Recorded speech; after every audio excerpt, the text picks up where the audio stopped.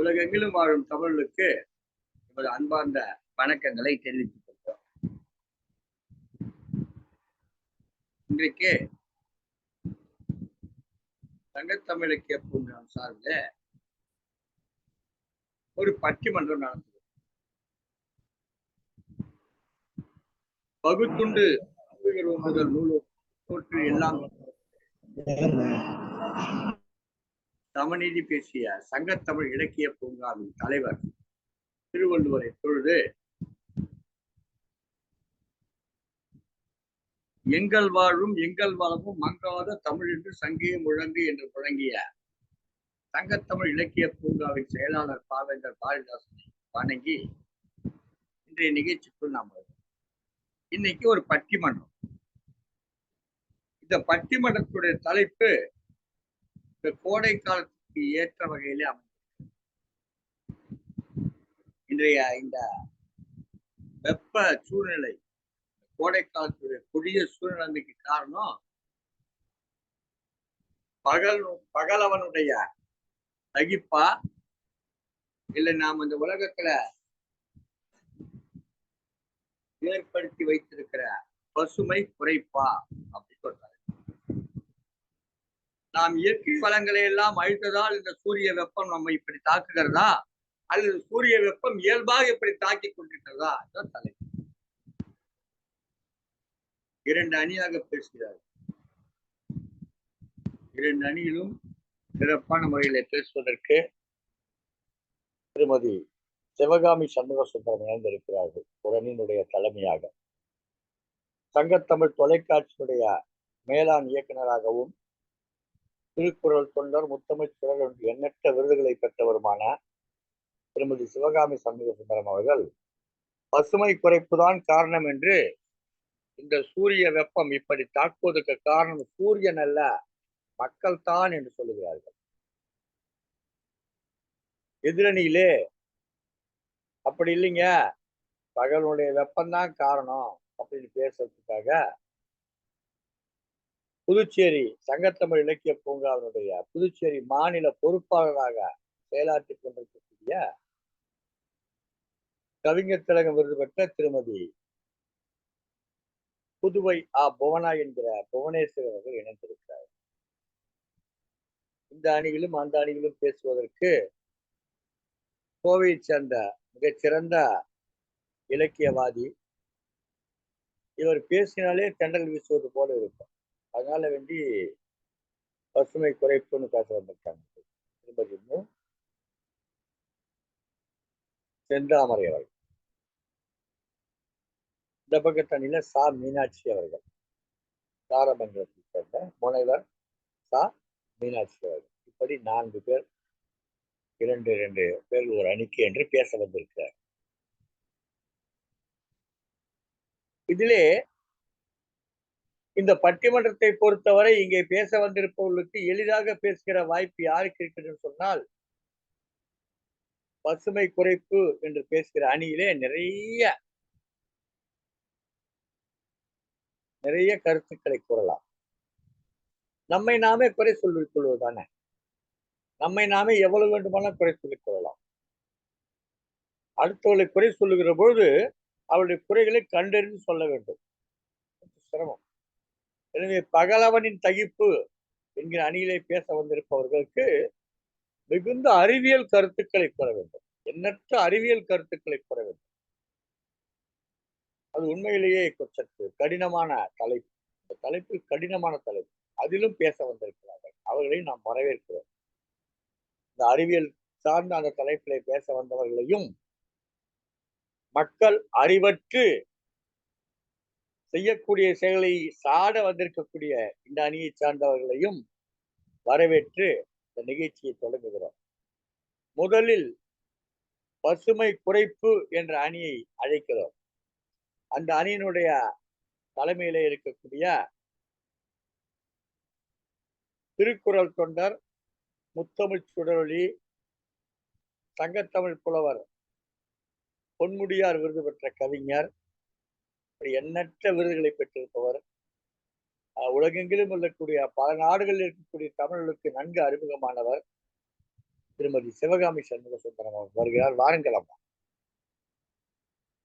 அன்னை தமிழுக்கு முதல் வணக்கம். சங்கத்தமிழ் இலக்கிய பூங்காவின் தலைவராம் ஐயன் வள்ளுவரை தொழுது, அதன் செயலராம் பாவேந்தரை வணங்கி, அதன் ஒருங்கிணைப்பாளராம் திருநீலகண்ட ஐயா அவர்களை வணங்குகின்றேன். இன்றைக்கு சங்கத்தமிழ் இலக்கிய பூங்காவில் ஒரு பட்டிமன்ற நிகழ்வு நடக்கவிருக்கிறது.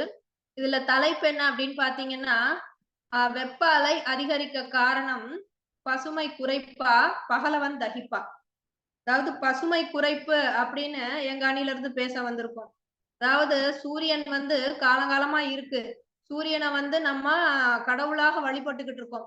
அப்பேற்பட்ட சூரியனை வந்து குறை சொல்வதனால் எந்த பலனும் இல்லை. அப்போ இருந்தே வந்து சூரியன் தன்னுடைய கடமையை சரியாதான் செஞ்சுக்கிட்டு இருக்கு. உலகத்துல வந்து உயிர்கள் இயங்குவதற்கு வந்து சூரிய ஒளி மிகவும் அவசியம். அது வந்து தாவரமாகட்டும் அல்லது விலங்காகட்டும் இல்ல மனித இனமாகட்டும், எந்த ஒரு உயிரின் இயக்கத்திற்கும் சூரிய ஒளி மிகவும் அத்தியாவசிய தேவை. அந்த ஒளி சூரிய ஒளி இல்ல அப்படின்னா வந்து எந்த உயிரினுடைய வளர்ச்சியும் வந்து கண்டிப்பாக இருக்காது. அதுவும் இல்லாம நம்மளுடைய வாழ்வு வந்து சூரியனை மையமாக வைத்துதான் வந்து இருந்தது. சூரியன் வந்து உதிக்கும் பொழுது நம் மக்களுடைய வாழ்க்கை வந்து தொடங்குது. அதே சூரியன் அஸ்தமனமானதும் நாமும் வந்து ஓய்வெடுக்க செல்கின்றோம். இப்படிதான் வந்து நம்ம காலகாலமா வாழ்ந்துகிட்டு இருந்தோம். இப்ப சற்று சமீப காலமாகத்தான் பாத்தீங்கன்னா, மனித வாழ்க்கை அப்படின்றது இயற்கையை விட்டு என்னைக்கு வந்து விலகி வந்துச்சோ, அப்பதான் வந்து அவங்களுக்கு வந்து எல்லா பிரச்சனையும் வர ஆரம்பிச்சுது. அப்பயும் மனிதன் வந்து அதை உணராமல் இயற்கை மேலதான் வந்து பழி போடுறான். சூரியன் வந்து அன்னைக்கு ஒரு மாதிரி, இன்னைக்கு ஒரு மாதிரி வந்து எப்பயும் வந்து இருக்கல. ஆதி காலத்துல இருந்தே அது வந்து காலையில உதிக்குது, சாயங்காலம் வந்து மறையுது. அது பகல் பூரா வந்து தன்னுடைய வெப்பத்தை வந்து தருது. அதே மாதிரி பாத்தீங்கன்னா, அதுல வந்து அது கூட்டுறதோ, குறைக்கிறதோ கிடையாது. இப்பயும் என்ன சொல்றாங்க, சூரியன் வந்து ஒரே மாதிரிதான் இருக்கு. அதனுடைய வெப்பம் நமக்கு அதிகமா தெரியுது. இல்ல வெப்ப அலை அதிகமா இருக்குன்னா, அதற்கு காரணம் என்ன அப்படின்னா, நாட்டுல வந்து பசுமை இல்ல. நம்ம வந்து மரங்களை எல்லாம் வெட்டிட்டோம். காடுகளை எல்லாம் அழிச்சிட்டோம். வயல் வரப்பெல்லாம் வந்து நம்ம வந்து கட்டடம் கட்டிட்டோம். அப்படி இருக்கும்போது, அப்ப வெப்பம் வந்து அதிகமாகத்தான் நமக்கு தெரியும். இப்ப வந்து எதிரணியில இருந்து வந்து பகலவன் தகிப்புன்னு பேச வந்திருக்காங்க. புதுவை சூரியன் புவனா அம்மா வந்திருக்காங்க. அவங்கட்டயே கேட்போம். அவங்க ஊர் சூரியன் வந்து எப்படி இருக்குன்னு. அவங்களுக்குன்னு ஒரு இத சீராக்கிய வச்சு, இங்க வந்து புதுவையில வந்து இவ்வளவு குடுத்தா போதும் வெயிலு அப்படின்னு குடுக்குதா?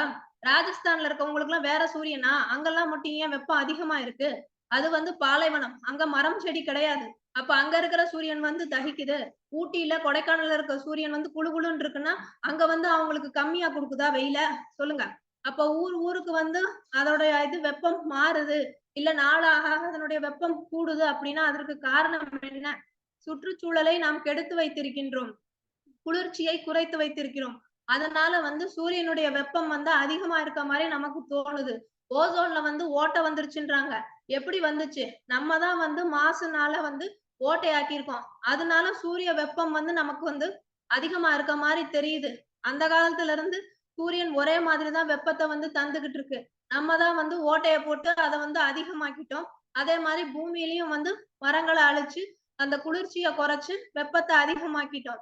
எங்க பார்த்தாலும் வந்து இப்ப வந்து பாத்தீங்கன்னா, புயலுக்கு, மழைக்கு குடுக்குற மாரி, வெப்பத்துக்கும் வந்து இது நிறம் மாரி குடுத்துருக்காங்க. ஆரஞ்சு அலர்ட், மஞ்சள் அலர்ட், பச்சை அலர்ட் அப்படின்னு. இவ்வளவு வந்து வெப்ப அலை வந்து வீசும் அப்படின்னு சொல்லி அதையும் வந்து ஒரு இது மாரி குடுத்துருக்காங்க செய்தியில.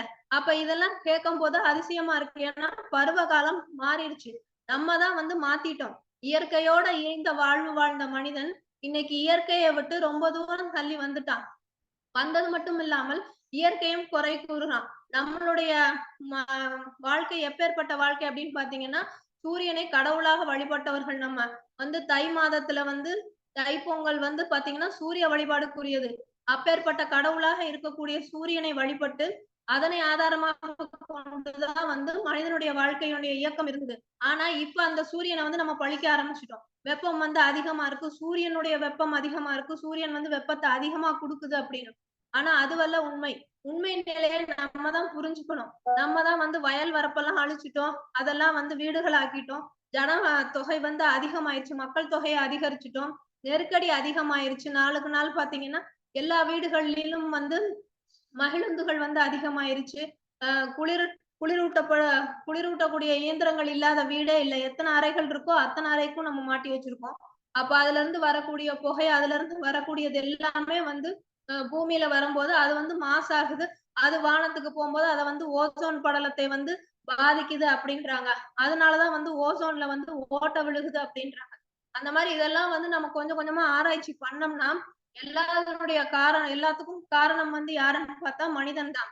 மனிதன் வந்து கொஞ்சம் கொஞ்சமா இயற்கை நமக்கு கொடுத்த வளத்தை எல்லாம் பயன்படுத்தினதோடு மட்டுமல்லாமல் அதை வீணாக்குறான். தண்ணீரை வீணாக்குறான், காற்றை மாசுபடுத்துறான். இதெல்லாம் பண்றது மட்டுமல்லாமல் பூமியையும் வந்து மலடாக்குறான். அதாவது நெகிழிகளை போட்டு பூமியை வந்து அதற்குள்ள போய் மக்க விடாமல் அதனுடைய வளத்தை குறைத்து இப்படியெல்லாம் வந்து பல்வேறு இடையூறுகளை வந்து இயற்கைக்கு பண்றான்.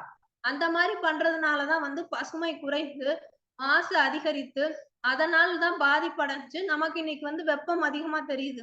வந்து இப்ப செய்தியில சொல்றாங்க இந்த ஆண்டுதான் வந்து கடந்த 10 நாட்கள்ல வந்து அதிகப்படியான வெப்ப அலை வந்து பதிவாயிருக்கு. இது வரைக்கும் வந்து இந்த மாதிரி இருந்தது கிடையாது அப்படின்னு. அப்ப வந்து அதற்கு என்ன காரணம்? சூரியன் வந்து ஒரே மாதிரிதான் வந்து வெப்பத்தை கொடுக்குது. அதனுடைய தாக்கம் அதிகமா இருக்கு, இல்ல அது நமக்கு அதிகமா தெரியுது, நம்ம அதிகமா உணர்றோம் அப்படின்னா அதற்கு காரணம் நம்ம வந்து இயற்கையை வந்து அந்த அளவுக்கு சிதைச்சு வச்சிருக்கோம். அதே மாதிரி பாத்தீங்கன்னா அப்பெல்லாம் வந்து வெயில் காலத்துல வந்து கூழ் குடிப்பாங்க, கஞ்சி குடிப்பாங்க, நீராகாரம் குடிப்பாங்க, இளநீர் குடிப்பாங்க. இந்த மாதிரி அந்த நிலைக்கு ஏத்த மாதிரி வந்து பருவ காலத்திற்கு ஏத்த மாதிரி நம்ம வந்து உணவுகள் எடுத்துக்கிட்டோம். அதனால நம்மளை பாதுகாத்துக்கிட்டோம். ஆனா இன்னைக்கு ஏற்கனவே வெப்பம் அதிகமா இருக்குன்னா அதை விட நம்மளுடைய உடலை வந்து சூடாக்கக்கூடிய மாதிரிதான் உணவுகள் வந்து நாம வந்து உட்கொண்டுகிட்டு இருக்கோம். அப்ப அதனால வந்து பல்வேறு நோய்கள் வருது, பல்வேறு தொந்தரவுகள் வந்து வருது, உயிரிழப்புக்கு கூட வந்து பல வந்து வழிவகுக்குது.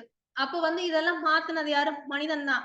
அடிப்படை என்ன அப்படின்றதே வந்து இன்னைக்கு தெரியாம நமக்கு வந்து பிரச்சனையை உருவாக்குறதும் வந்து மனிதன் தான். அதை வந்து அதிகப்படுத்தி தனக்குத்தானே அழிவை தேடிக்கொள்பவர்களும் வந்து மனிதர்கள் தான். ஆனா இதையெல்லாம் வந்து ஏற்றுக்கொள்ள மனமில்லாமல் இயற்கையின் மேலே வந்து அந்த பழியை வந்து போடுறாங்க.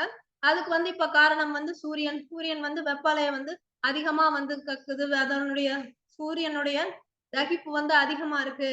அதனாலதான் வந்து அதிகமா இருக்கு அப்படின்னு சொல்லி ஒரு கருத்தை வந்து இப்ப சொல்றாங்க.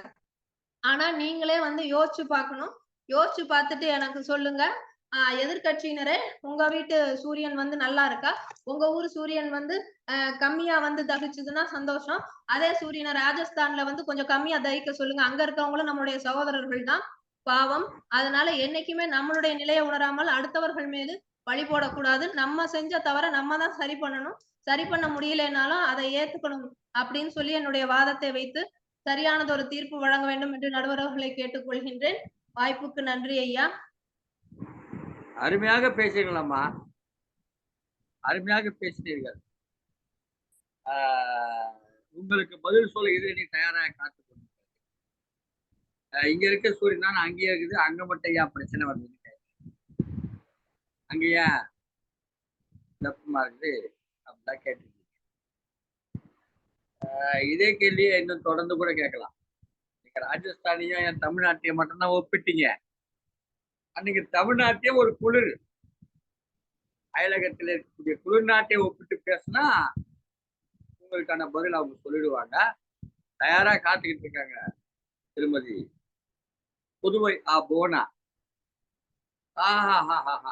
இதெல்லாம் ஒரு பேச்சா? இதுக்கெல்லாம் நான் பதில் சொல்ல போறோமோ தயாரா காத்துக்கிட்டு இருக்காங்க, துடிச்சுக்கிட்டு இருக்காங்க. அவங்க நம்ம அழைப்போம். பகலவனின் தகிப்பே இந்த வெப்ப அதிகமாவதற்கு காரணம் என்று பேச வர்றாங்க. தலைப்பே வெப்பாலை அதிகமாவது. வெப்பாலை அதிகமாவது அது சூரியன் சம்பந்தப்பட்டதுதான் அப்படின்னு பேச போறாங்க. வாங்கம்மா.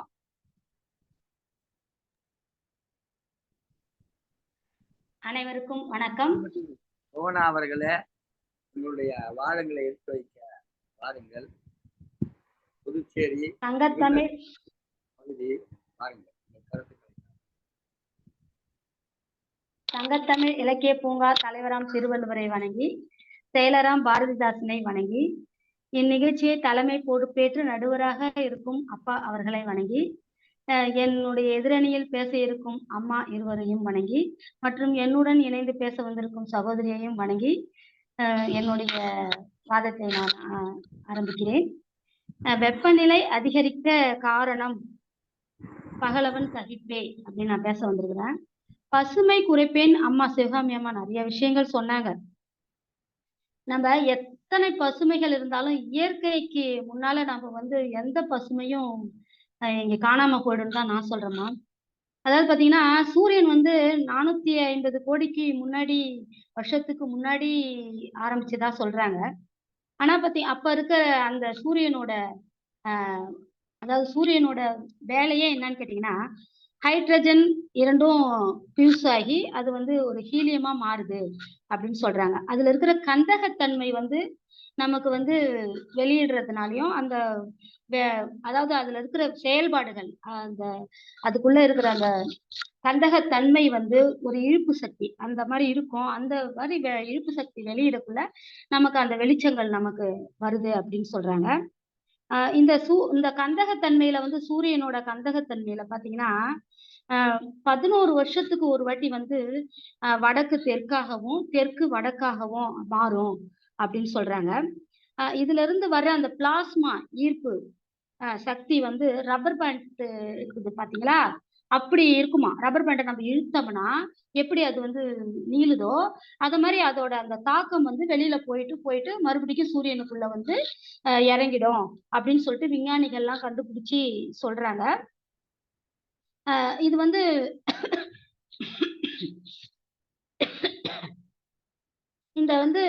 இந்த சுத்துற அந்த ரப்பர் பேண்ட் அந்த சுத்துது பாத்தீங்களா, அந்த சூரிய அந்த பிளாஸ்மாவோட அந்த அந்த அந்த ரியாக்ஷன் அது போய் சுத்தி வர்ற அந்த ரியாக்ஷன் போயிட்டு வரக்குள்ள பாத்தீங்கன்னா அது நமக்கு அந்த சூரியனை விட்டு வெளியில போயிட்டு மறுபடியும் வந்து சூரியனுக்குள்ள அமுங்கக்குள்ள அந்த அது நம்ம ஏதாவது சாதாரணமா ஒரு சில விஷயங்கள் கூட நம்ம அதாவது வெளியில இருந்துட்டு உள்ள வரக்குள்ள நமக்கு அந்த குளிர்ச்சி தன்மை வருது பாத்தீங்களா, அது மாதிரி அந்த அந்த அந்த சூரியனுக்குள்ளேயும் அந்த மாற்றங்கள் நடக்குது. அந்த சூரியன் போயிட்டு அந்த பிளாஸ்மான்ற அந்த ஈர்ப்பு விசை மறுபடியும் வந்து சூரியனுக்குள்ள அவங்களுக்குள்ள அந்த அந்த ஒரு குறைப்புத்தன்மை சூரியனோட குறைப்புத்தன்மை இருக்குமா. அப்ப அந்த மாதிரி இருக்கிறப்ப அது நமக்கு தேவையான அந்த சூரிய வெளிச்சத்தை நமக்கு கொடுக்கும் அப்படின்னு சொல்றாங்க. இது வந்து ஒரு சில நேரங்கள் அந்த அந்த பிளாஸ்மாவோட அந்த ஈர்ப்பு சக்தி வந்து நீலக்குள்ள வந்து பாத்தீங்கன்னா சூரிய புயல் உருவாகும் அப்படின்ற மாதிரி கூட விஞ்ஞானத்துல தகவல் சொல்றாங்க. இது கிட்டத்தட்ட பாத்தீங்கன்னா 859 இது மாதிரி ஒரு சூரிய புயல் வந்தது அப்படின்னு சொல்றாங்க. அந்த காலத்துல வந்து வெறும் போன் வந்து இந்த போன் வச்சிருப்பாங்களாம், அதுவே அந்த டைம்ல வந்து கட் ஆயிடுச்சு அப்படின்ற மாதிரி எல்லாம் சொல்லியிருக்கிறாங்க. இப்ப இந்த மாதிரி ஒரு சுச்சுவேஷன்ல சூரியனோட நம்ம வந்து அந்த எலக்ட்ரிக் பொருட்கள் எல்லாத்தையுமே வந்து நம்ம யூஸ் பண்றதுனால நம்மளோட அந்த ஓசோன் படலத்தை ஃபுல்லா அழிக்கிறதுனாலையும் அந்த சூரியனோட தாக்கம் நம்மள நேரடியா தாக்குது. இது வந்து நம்ம இயற்கையா நம்ம எந்த வகையிலையும் இதை குறைக்கிறது கொஞ்சம் கஷ்டம். இது வந்து ஓசோன் படலத்துல அம்மா வந்து சிவகாமி அம்மா சொன்னாங்க, ஓசோன் படலத்துல பொத்தல் உண்டுச்சு, அதனால வெயில் தாக்கம் அதிகமா இருக்குது அப்படின்னு சொன்னாங்க. இப்ப பாத்தீங்கன்னா அமெரிக்காவிலதான் நம்ம அதிகமான வகையில அந்த எலக்ட்ரிக் பொருள்களை யூஸ் பண்ணி ஓசோன் படலம் அந்த இடத்துல மட்டும்தான் பொத்தலாச்சு. ஆனா பாத்தீங்கன்னா அந்த தாக்கம் வந்து அமெரிக்காவில மட்டும் நடக்கல. நம்ம வந்து இயல்பாவே நம்ம வந்து அதிகமா நம்ம அந்த இயற்கையை அதிகமா நம்ம நேசிக்கிறோம். நம்ம ஏரியா பக்கம் பாத்தீங்கன்னா நம்ம நிறைய மரங்கள் நட்டு எல்லாமே வச்சிருக்கிறோம். ஆனா அவங்கள விட தாக்கம் நமக்கும் அதிகமா இருக்குது. அதுக்கு என்னமா காரணமா சொல்றீங்க நீங்க? இப்ப பாத்தீங்கன்னா ஓசோன் படலம் பொத்தல் விழுந்த இடத்துல மட்டும்தானே நமக்கு அந்த தாக்கம் வரணும். நமக்கு இருக்கிற உலகம் ஒட்டுமொத்தமும் இந்த தாக்கத்தால பாதிக்கப்படுது. அதுக்கு என்ன காரணத்தை நீங்க சொல்ல வரீங்கன்னு எனக்கு தெரியலம்மா. அது மாதிரி பாத்தீங்கன்னாக்கா எலக்ட்ரிக் வந்து நம்ம ஒவ்வொரு நம்மளோட பூமியோட வருடத்துக்கு 365 நாள் வந்து பூமி சுத்தும். அது பாத்தீங்கன்னாக்கா அதுல அந்த கால் நாள் இணைஞ்சதுதான் 4 கால் இணைஞ்சதுதான் நமக்கு வந்து ஒரு நாள் வந்து நமக்கு சொல்றாங்க. அது வந்து லீஃப் வருடமா நம்ம கொண்டாடுறோம். அந்த லீஃப் வருடமா கொண்டாடுறோம்னு சொல்றோம் நம்ம. அதனாலதான் அந்த இந்த வருஷத்துல கூட அந்த வருஷத்துக்கு அந்த மார்ச் மாசத்துல 28 நாள் வந்து அதிகமா ஒரு நாள் ஆக்கி 29 நாளா நமக்கு வந்து கணிச்சு கொடுக்குறாங்க. அதுவும் இல்லாம பாத்தீங்கன்னாக்கா பூமி வந்து இயற்கையிலேயே இப்ப இருக்கிற சுச்சுவேஷன்ல இப்ப இருக்கிற கால கட்டத்தினால பூமி வந்து ஒரு 18 சென்டிமீட்டர் வந்து சாய்ந்து இருக்கிறதா சொல்றாங்க அம்மா. அதாவது விஞ்ஞானிகள் எல்லாருமே சொல்றாங்க இப்படிலாம் இருக்கக்குள்ள இது வந்து நம்ம இயற்கை நம்ம அழிச்சிட்டதுனாலதான் நமக்கு வந்து இப்படிப்பட்ட தாக்கம் சூரியனால வருது அப்படின்லாம் நம்ம வந்து இயற்கையை மட்டுமே நம்ம சொல்லி நம்மள நாம சொல்லிக்கிறது எனக்கு வந்து ஏத்துக்க முடியாத ஒரு விஷயமா தான் இருக்குது. அதாவது வந்து சூரியன் தான் நமக்கு, நீங்களே சொல்லிட்டீங்க, சூரியன் இல்லைன்னா உலகமே இல்லை அப்படின்னு நீங்களே சொல்லிட்டீங்க. சூரியன் இல்லைன்னா உயிரும் இல்லைன்னு நீங்க சொல்லிட்டீங்க. அது பாத்தீங்கன்னா அந்த சூரியனோட தகிப்பினாலதான் நம்மளுக்கு இப்படிப்பட்ட பிரச்சனைகள்லாம் வருது.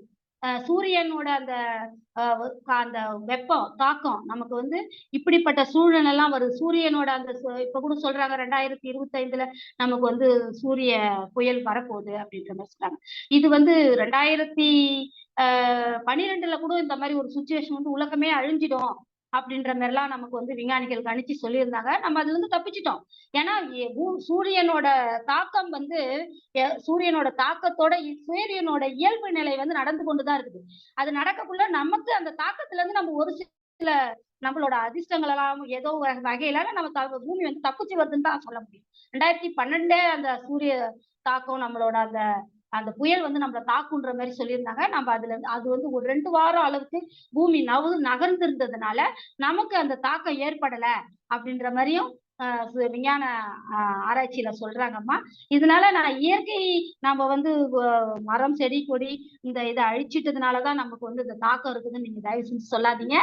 சூரியனோட தகிப்பு தான் நமக்கு வந்து இந்த மாதிரி ஒரு சூரிய தாக்கத்தை நமக்கு கொடுக்குதுன்னு சொல்லி என்னுடைய வாதத்தை நான் முடித்துக் கொள்கிறேன். நன்றி அம்மா. அருமையான வாதங்களை எல்லாம் முன்னெடுத்து வைத்திருக்கிறார் திருமதி புவனா அவர்கள். அறிவியல் பூர்வமான பல கருத்துக்களை சொல்லியிருக்கிறார். அவர் சொன்ன கருத்துக்களை நானும் கூட படித்திருக்கிறேன். பூமியினுடைய அச்சு 18 சென்டிமீட்டர் அளவு சாய்ந்திருக்கிறது என்று ஒரு ஆய்வு சொல்லுகிறது. இன்னொரு ஆய்வு என்ன சொல்லுகிறது, வருடத்திற்கு 365 நாட்கள், மொத்தம் 365 நாட்கள் என்று கணக்கு வருகிறது. அதிலே அந்த கால் நாளை எடுத்து சேர்த்து லீப் வருடம், இந்த ஆண்டு கூட பாத்தீங்கன்னா லீப் ஆண்டு தான், 2024 என்பது லீப் ஆண்டு தான். இந்த லீப் ஆண்டுல பிப்ரவரி மாசத்துல ஒரு நாளை கூட்டி வைத்திருக்கிறார்கள் என்று உங்களுக்கெல்லாம் தெரியாது. ஆனா இப்ப என்ன சொல்றாங்கன்னா, இந்த பூமியினுடைய சுழற்சியில அந்த வேகம் குறைந்ததன் காரணமாக 1 மணி நேரம் தாமதமாக பூமி சுற்றி, நாம் வைத்திருக்கக்கூடிய கடிகாரத்துக்கும் பூமியுடைய சுழற்சிக்கும் 1 மணி நேரம் வித்தியாசம் இருக்குது என்று சில அறிவியல் அறிஞர்கள் சொல்கிறார்கள். இந்த அறிவியல் காரணம் கருதி நம்ம உலகத்துக்கு அத்தனை கடிகாரத்தையும் 1 மணி நேரத்தை ஸ்லோ பண்ணணும். உங்களுக்கு புரியாம சொல்ல, அதை குறைச்சி வைக்கணும். 1 மணி நேரத்தை குறைச்சி வைக்கணும். அது எப்ப குறைச்சி வைக்கலான்ற பற்றி ஆய்வு செய்து, இதெல்லாம் அறிவியல் தகவல். இப்போ இது மாதிரி அதனுடைய வேகம் குறைஞ்சு சொன்னால் அப்போ அந்த சூரியனுடைய தாக்கம் இருக்காதா? இது இயற்கையாக பூமியினுடைய மீதான சூரியனுடைய தகிப்பு தானே, பகலவனின் தகிப்பு தானே என்று அவருடைய வாதத்தை வைத்திருக்கிறார்கள். மிகச்சிறந்த அறிவியல் கருத்துக்களை முன்வைத்து அவர் பேசியிருக்கிறார். ஓசோன் ஓட்டையை பற்றி சொல்லியிருக்கிறார். அடுத்து இதையெல்லாம் மறுத்து பேசுவதற்காக வருகிறார்.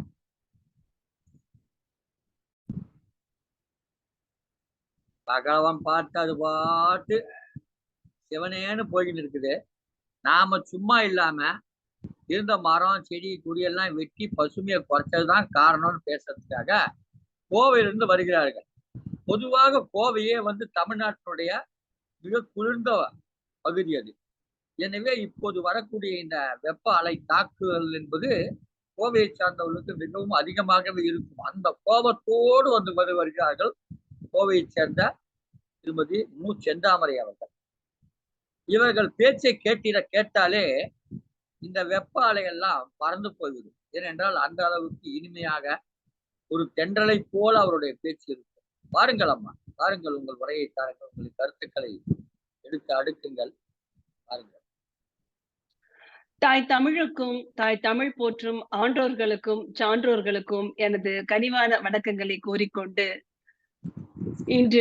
இன்றைய பட்டிமன்ற தலைப்பான வெப்ப அலை அதிகரிக்க காரணம் பகலவன் தகிப்பே பசுமை குறைப்பே என்னும் தலைப்பை ஒட்டி நிகழ்ச்சி ஒருங்கிணைப்பாளராக தமிழ் ஆர்வலர்களை இணைத்துக் கொண்டு நிகழ்வுகளை சிறப்புற நடத்தி கொண்டு இருக்கும் சங்கத்தமிழ் இலக்கிய பூங்கா ஒருங்கிணைப்பாளர் ஐயா நீலகண்ட தமிழன் ஐயா அவர்களின் தலைமையில் நடுவராக பொறுப்பேற்று இங்கு வெப்ப அலையே என்று பேசும் மணிக்கு சூடாகவும், பசுமையே என்று பேசும் மணிக்கு குளிர்ச்சியாகவும் தனது கருத்துக்களை வழங்கி கொண்டிருக்கிறீர்கள். ஆனால் எங்களது அணிக்கே வெற்றிக்கணியை தருவீர்கள் என்ற நம்பிக்கையுடன் எனது அணித்தலைவி அம்மா திருமதி சிவகாமி சண்முக சுந்தரமும் சிறப்பான கருத்துக்களை எடுத்துரைத்தார். ஆனால் அந்தோ பரிதாபம் என்னும் வகையிலே பகலவன் தகிப்பே என்னும் அணியில் இருவரும் தலைமை தாங்கிய கவிஞர் சகோதரி புதுவை புவனா அவர்கள் தடுமாறினார்கள். என்னதான் அறிவியல் கருத்துக்களை கூறினாலும் நாங்கள் அதனை ஏற்றுக்கொள்ள மாட்டோம். மேலும் முனைவர் மீனாட்சி அம்மா அவர்களும் என்ன பேச போகிறார்கள் என்று நான் கவலையுடன் எதிர்நோக்கி கொண்டிருக்கிறேன். ஏனென்றால் அவர்கள் பேசுவதற்கு என்ன கருத்துக்கள் இருக்க போகிறது, என்ன காரணங்கள் இருக்க போகிறது என்றுதான் எனது உரையிலே முதலாவதாக நான் ஒரு கவிதையாக இந்த அவலங்களை நான் கூறுகிறேன். மரம் நடு உயிர் பெறு, விளைநிலங்கள் விலை போனால் விவசாயம் எப்படி, பின்முட்டும் கட்டிடங்கள் விளைவு வீழ்ச்சி, குளம் குட்டைகள் குடியிருப்பாகும் அவலம், மழை நீர் சேகரிப்பின் அவசியம் அறிவிப்பில்லை, சாய கழிவு சாபக்கேடானது, சலித்து போனது போராட்டங்கள், சாலைதோறும் மரங்களை வெட்டும் அரசே வீடுதோறும் மரம் வளர்க்க அறிவுரைக்கின்றனர், சாலை விரிவாக்கம் சோலைகள் முடக்கம், மரம் நடுவோம் மழை பெறுவோமாம், மனச்சாட்சியற்ற அரசுகள் பசுமை பேசுகிறது, திளைக்கும் முதலாளிகள் செல்வாக்கில் ஆட, உழைக்கும் மக்கள் வறுமையில் வாட, தோட்டம் அழித்து வளங்கள் சிதைத்து, ஆலைகள் அமைத்து மழையும் இல்லை மழையும் இல்லை, கொள்ளை போகுது கோடிகளில் புரளுது, எப்படி ஒழியும் இந்த வெம்மை, எதிர்க்க வலுவும் இல்லை, வரும் சந்ததி வாழ உயிர் வாழ வழியுண்டா, மனிதா செல்வம் சேர்த்தால் போதாது, செழிப்பான நாட்டை விட்டு செல், இயற்கை தொலைத்து செயற்கை தேடாதே அப்படின்னு சொல்லி நான் ரொம்ப மன வலியோடு இந்த கவிதையை எழுதினேங்க ஐயா. இன்னைக்கு இது முற்றிலும் உண்மை. அதாவது உலக வானிலை அமைப்பின் கூற்றுப்படி பாத்தீங்கன்னா வெப்ப அலை என்பது தினசரி அதிகபட்ச வெப்பநிலை தொடர்ந்து 5 நாட்களுக்கு மேல் சராசரி அதிகபட்ச வெப்பநிலையை 5 டிகிரி செல்சியஸை விட அதிகமாக இருக்கும் சூழ்நிலையை குறிக்கிறது. அதே போல இந்த காடுகள் அழிப்பு இதனால என்ன பாத்தீங்கன்னா அந்த மரங்கள் அழித்ததுனால அந்த சூரியனின் வெப்பம் நம்மளுக்கு அதிகமா தாக்குகிறது. அம்மா சொன்னாங்க கந்தகத்தன்மை ஹீலியம் அப்படின்னு சொல்லிட்டு அதுன்னு அறிவியல் காரணங்களை சொன்னாங்க. அது சூரியனின் செயல்பாடு, சூரியனின் வேலை என்னவோ அது செஞ்சுட்டு இருக்கு, அது பாட்டுக்கு அது செஞ்சுட்டு இருக்கு. சூரியன் 4.5 மில்லியன் ஆண்டுகளுக்கு முன்பா தோன்றியது, அது சூரியன் அதனுடைய பணியை செவ்வனே செஞ்சுட்டு இருக்கு. சூரியன் இல்லைன்னா பூமியில உயிர் வாழ முடியாது. சூரியன் வாயுக்களால் ஆனது. ஆனா நம்ம என்ன பண்றோம் அப்படின்னா இப்ப ஒண்ணும் இல்ல, இப்ப நிறைய என்ன சொல்றது சாயா கழிவு, இந்த சாயா பட்டறைகள் சொல்றாங்க இல்லையா, இந்த பக்கம் திருப்பூர்ல எல்லாம் கோயம்புத்தூர்ல எல்லாம் பாத்தீங்கன்னா நிறைய நிறுவனங்கள் இருக்கு. சாய அலை கழிவுகள் எல்லாம் அந்த வெளியிடுறது, அந்த கார்பன் மோனாக்சைடு என்னும் வாயு அதிக அளவுல வெளியிடும். அப்ப பாத்தீங்கன்னா இங்க அந்த மரங்கள் குறைவா இருக்குன்னு சொன்னா அந்த விஷ வாயுக்கள் நம்ம சுவாசிக்க நேரிடும். அப்ப மரங்கள் அதிகமா இருக்கும்போது அந்த மரங்கள் அந்த கார்பன் மோனாக்சைடை உள்ளிழுத்து கொண்டு ஆக்சிஜனை வெளியிடும் பொழுது நம்ம ஒரு நல்ல காற்றை சுவாசிக்க முடியும். இந்த நிலைமை இப்படியே போயிட்டு இருந்ததுன்னா நம்ம எல்லாரும் அந்த ஆக்சிஜன், அந்த கொரோனா காலகட்டத்துல எல்லாம் செயற்கை சுவாசம் பண்ணினாங்க இல்லையா, அந்த வெண்டிலேட்டர் அந்த மாதிரி எல்லாம் சொன்னாங்களே, அந்த மாதிரி நம்ம செயற்கையா நம்ம தான் எடுத்துட்டு கையில ஒரு மரமோ செடியோ வச்சுட்டு போகணும். அதே மாதிரி பாத்தீங்கன்னா இந்த அரசுகள் சாலை விரிவாக்கம் சொல்லிட்டு சாலைதோறும் இருக்கும். அன்றைய காலகட்டத்துல நம்ம எல்லாம் ஊருக்கு போகும் பொழுது பேருந்துகளிலோ நடந்தோ நம்ம எல்லாம் போகும் பொழுது சாலை எங்கிலும் அத்தனை மரங்கள் இருக்கும். புளிய மரங்களும் வேப்ப மரங்களும் அத்தனை மரங்கள் இருக்கும். குளிராக இருக்கும். நம்ம அப்படியே செல்லும் பொழுது நம்மளுக்கு ஏதோ ஒரு காட்டுக்குள்ள போற மாதிரிதான் இருக்கும். ஆனா இப்ப நம்ம ஒரு மலைப்பாங்கான பகுதிகளுக்கு செல்லும் போது கூட அந்த இருபுறமும் மரங்களை பார்க்க முடிவதில் கேட்டா சாலை விரிவாக்கம் 6 வழிச்சாலை 8 வழிச்சாலை அப்படின்னு சொல்றாங்க. இப்ப எனக்கு பின்னால கூட பாத்தீங்கன்னா நான் ஒரு படம் வச்சிருக்கேன். அங்க பாத்தீங்கன்னா 2 பக்கம் மரம் இருக்கிற மாதிரி வச்சிருக்கேன். இந்த மாதிரி நம்ம ஒரு புகைப்படத்துலதான் நம்ம பார்க்க முடியுது. இந்த மாதிரி மக்கள் எல்லாம் இருக்கக்கூடிய மரங்களையும் தோட்டத்தையும் விளைநிலத்தையும் அழிச்சு அங்க புதிதா ஒரு குடியிருப்பு கட்டுறாங்க. ஆனா அங்க போய் கட்டடங்கள் மட்டும்தான் வளர்ந்துட்டு வருதே ஒழிய அந்த கட்டிடத்தை கட்டக்கூடிய அந்த ஆட்கள் அந்த நிலத்திற்கு உரிமையாளர்கள் ஒரு மரத்தை வைக்கணுங்கிறதுல காட்டை அழிக்கிறாங்க, வீட்டை கட்டுறாங்க. எங்க பார்த்தாலும் காங்கிரீட் கட்டிடங்கள் தான் இருக்கு. அந்த வீட்டுக்கு முன்னாடி அவங்க யாராவது நிழல் தரும் மரங்கள் வைக்கிறாங்களா அப்படின்னா கண்டிப்பா இல்லவே இல்ல. அழகு செடிகளை தான் வைக்கிறாங்க. எல்லாரும் நான் பாக்குறேன், தினமும் நீர் விடுறதும் அழகுபடுத்துறதுமா ரசிக்கிறதுமா இருக்காங்க. நிழல் தரும் மரங்களை நீங்க வைக்கிறீங்களா? ஒரு வேப்ப மரமோ புங்க மரமோ நீங்க ஒரு புளிய மரமோ அந்த மாதிரி ஏதாவது வைக்கிறீங்களான்னா இல்ல. அரச மரம் ஆலமரம் அதெல்லாம் அந்த காலத்துல பார்த்ததோடு சரி. இன்னும் ஒரு 10-15 வருடங்கள் போனா நம்ம குழந்தைகளுக்கு நம்ம அந்த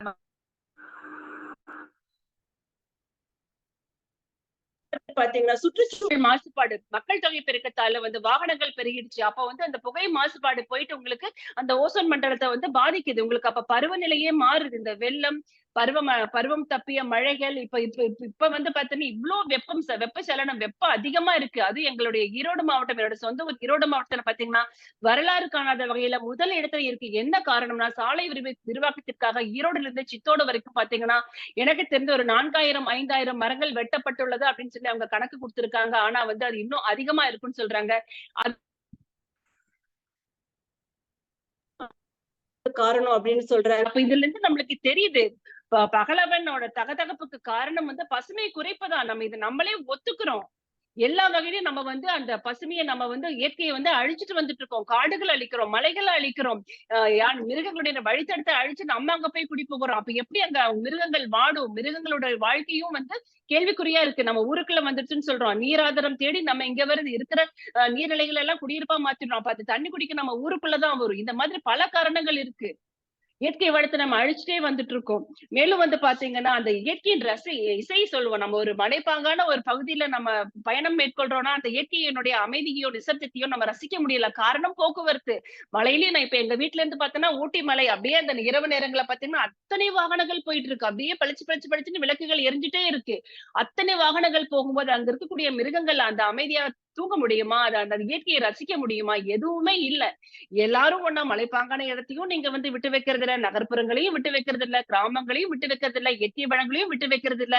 இப்படி பண்ணிட்டு இருக்கும் பொழுது பசுமை குறைக்கிறதுனால இன்னும் மேலும் மேலும் அந்த வெப்பச்சலனங்களும் பருவ தப்பிய மழைகளும் வெள்ளங்களும் தான் நம்ம நாட்டை பாழ்படுத்த போகிறது. நம்ம சந்ததிகளுக்கு, தலைமுறைகளுக்கு என்ன கொடுத்த போகிறோம் என்று தெரியவில்லை.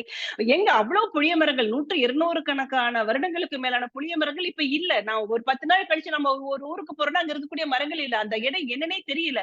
அப்ப நம்ம வரும் காலத்துல ஒரு தேங்காயோ ஒரு புளியோ நம்ம எத்தனை விலை கொடுத்து வாங்க வேண்டியது இருக்கும். ஒரு அரிசி அப்படிதான் கிலோ 70 ரூபாய் 80 ரூபாய். இதெல்லாம் எதனால? மக்கள் பெருகிட்டே போறாங்க. ஆசை. அவங்க ஒரு வீடு இருந்தா போதும். எதுக்கு பல வீடுகள் எதுக்கு வேணும்? அது இல்லாதவங்களுக்கு கொடுங்க, ஏழை எளியோருக்கு கொடுங்க, வேலை வாய்ப்பு கொடுங்க.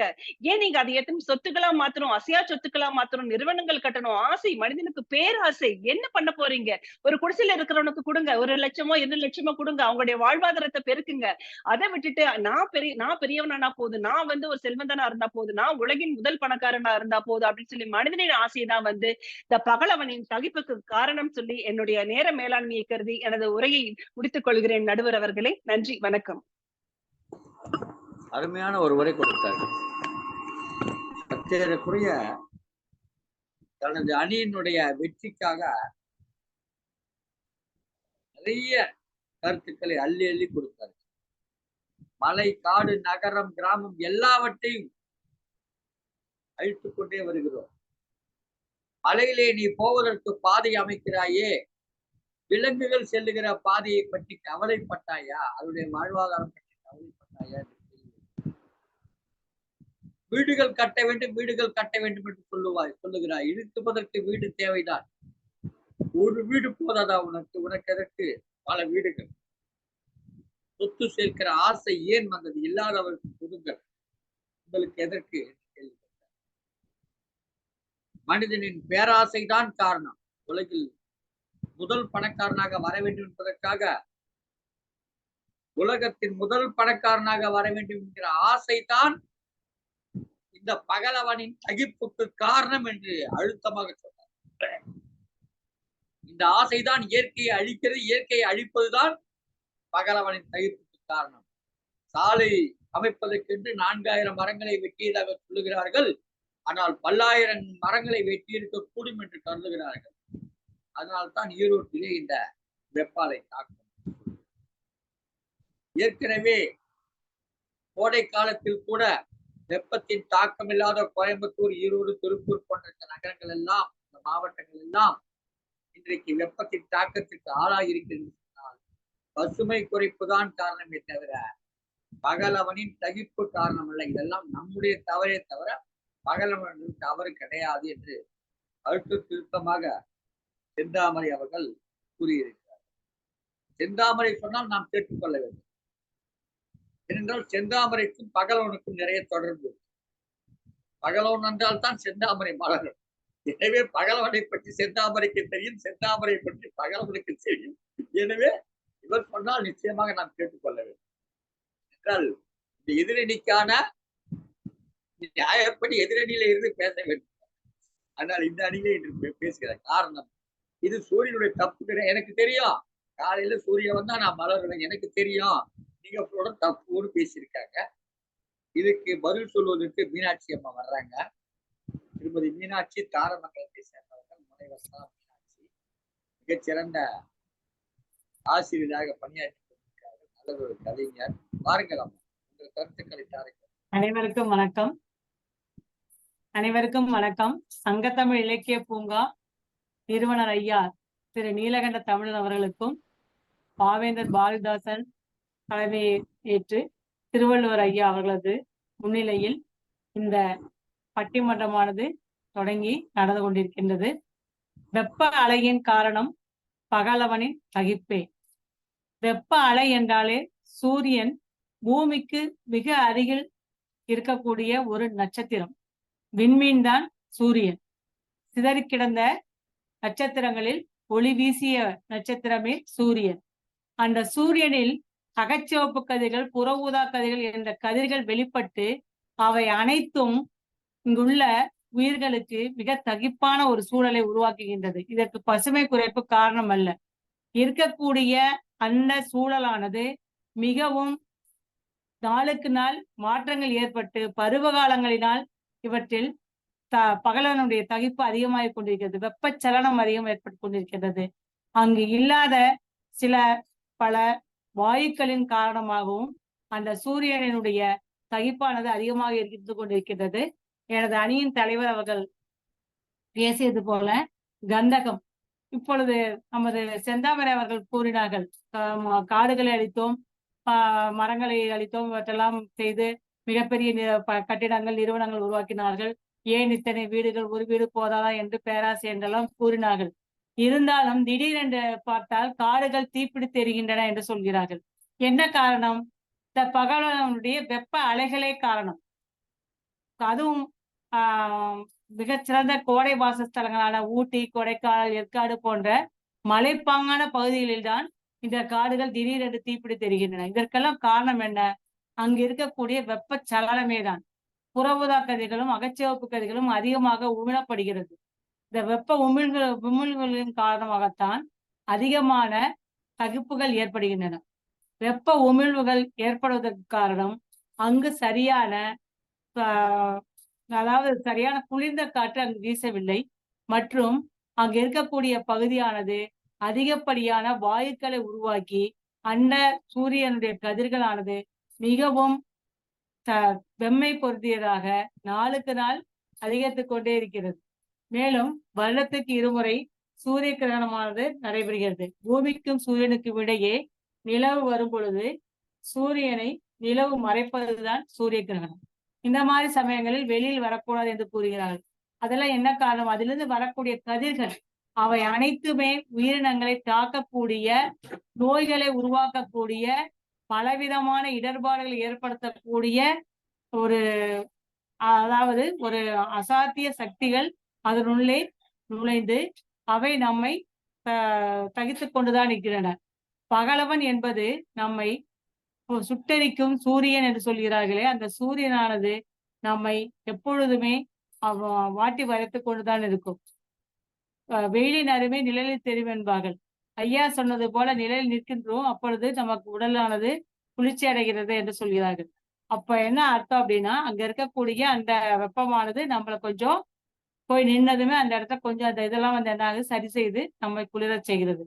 அப்போ அந்த வெப்பமானது அதிகப்படியாக வீசும் பொழுது அந்த பகலவனுடைய தகிப்பானது மிகவும் அதிகப்படியாக இருப்பதற்கு காரணமாக அமைகின்றது. இவற்றுக்கெல்லாம் மிகப்பெரிய காரணமாக இருப்பது ஓசோன் படலத்தில் ஏற்பட்டுள்ள ஓட்டை என்று சொல்கிறார்கள். ஓசோன் படலத்தில் ஓட்டை ஏற்படுவதற்கு என்ன காரணம்? அங்கு இருக்கக்கூடிய அந்த கதிர்கள், புற ஊதா கதிர்கள், அகச்சிவப்பு கதிர்கள், இவையெல்லாம் சேர்ந்து நம்மை சூழ்ந்துள்ள மாசுபாடுள்ள காற்றுகள், அங்குள்ள சில சீர்கேடுகள், பருவகால மாற்றங்கள், இவை அனைத்துமே இந்த பகலவனுடைய தகிப்பிற்கு மிக முக்கியமான காரணமாக அமைகின்றது. வெப்ப சலனங்கள் ஏற்படுகின்றது. அதிகப்படியான உடலுக்கு நோய்களை ஏற்படுத்துகின்றது. இவை அனைத்துமே இந்த பகலனுடைய மிகப்பெரிய பாதிப்புகள் நம்ம உள்ளாகின்றோம். இப்ப கொரோனா காலத்தில் கூட யாரும் வெளியே செல்லாதீர்கள், அந்த வரக்கூடிய அந்த கதிர்கள் மூலமாக நிறைய மாறுபாடுகள் ஏற்படுகின்றன, வெளியே வராதீர்கள் என்று கூறினார்கள். காரணம் என்ன? அதன் மூலமாக பலவிதமான கிருமிகள் பரவுகின்றன. இவையெல்லாம் அனைத்துக்கும் காரணம் இந்த பகலனுடைய சகிப்புதான் மிகப்பெரிய ஒரு காரணமாக திகழ்கின்றது. ஐயா இந்த தலைப்பை கொடுக்கும் பொழுது மிக அதிகமான வெயிலாக இருந்தது. ஆனால் இந்த தலைப்பு நாம் பேசும் பொழுது இந்த நேரத்துக்கு சற்று மழை பெய்து நம்முடைய தகிப்பை கொஞ்சம் குறைத்துள்ளது. என்னவென்றால் இந்த நம்ம நிர்ணயித்த அந்த தலைப்பானது அந்த சூரியனுக்கும் காதில் கேட்டுவிட்டது போல இருக்கு. அதனால்தான் சற்று குறைவாக இருக்கிறது. இருந்தாலும் பகலுடைய தகிப்பிற்கு சுற்றுப்புற சூழலும் ஏற்படக்கூடிய பருவகால மாற்றங்களும் புற ஊதா கதிர்கள், அகச்சிவப்பு கதிர்கள் மற்றும் உள்ள வாயுக்கள், மந்த வாயுக்கள் மற்றும் உள்ள அந்த நிலைமைகள், இவை அனைத்திலிருந்தும் ஏற்படக்கூடிய பருவகால மாற்றங்கள், இவை அனைத்துமே பலவிதமான இடர்பாடுகளை ஏற்படுத்தி நமக்கு பகலவனின் சகிப்பை மிக அதிகப்படியாக ஏற்படுத்தி நம்மை மிகவும் சிரமமான சூழலுக்கு உருவாக்கி அதிகப்படியான உடல் சோர்வையும் மன அழுத்தத்தையும் மிக நிறைய நோய்களையும் நோயாளிகளையும் அதிகமான இறப்புகளையும் இந்த பகலவனின் தகிப்பே ஏற்படுத்தியது என்பதை இந்த நேரத்தில் எடுத்து கூறுகின்றேன்.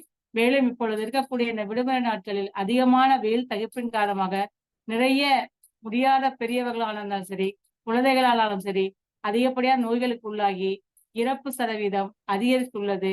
வெப்பத்தினுடைய செல்சியஸ் அளவும் நாளுக்கு நாள் மிகுந்துள்ளது.